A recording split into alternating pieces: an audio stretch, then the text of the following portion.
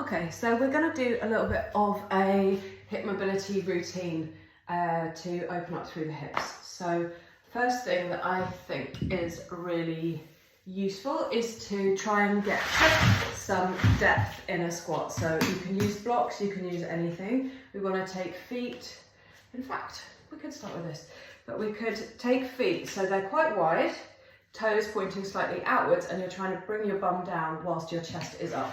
If you need to place your hands on a chair, or this is comedy kettlebell, then you can do that. You can bring your hands down to the floor, bring them up here. If you can manage to bring them up here, that's really great, because you can press those knees away and start to rock slowly through the hips, opening up through here, getting a bit of a stretch through there.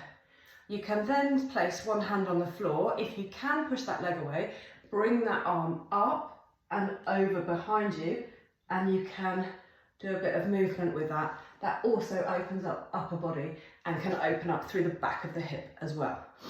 We can then come down into what I call Frogger, which is nice. So you're taking legs, how best to show you this? So legs are, you're gonna have to have a look at my bum. Legs are kind of at right angles behind you, hips come down. You can then bring forearms to the ground. I'm just doing a little rotation for you. So forearms to the ground, legs are nice and wide, and you can press that away from you. Again, that's opening up through the hips. It's very nice. To add to that, excuse all of the props in the room, what we can do is then lift one foot off the floor, and that helps to open up and activate some of those stabilizing muscles. And the other side. You can try and do that both legs. It's pretty hard,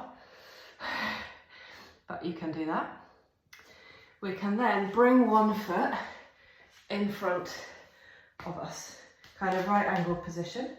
And what we want to do from here is drive that as if we're trying to kick a football with this leg. We're trying to drive that through.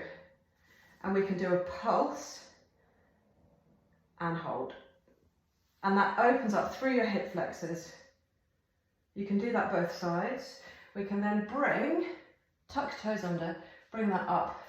Try to come up, and here you can use, if you don't have that much mobility in your hips, you can use block to keep yourself. You want your chest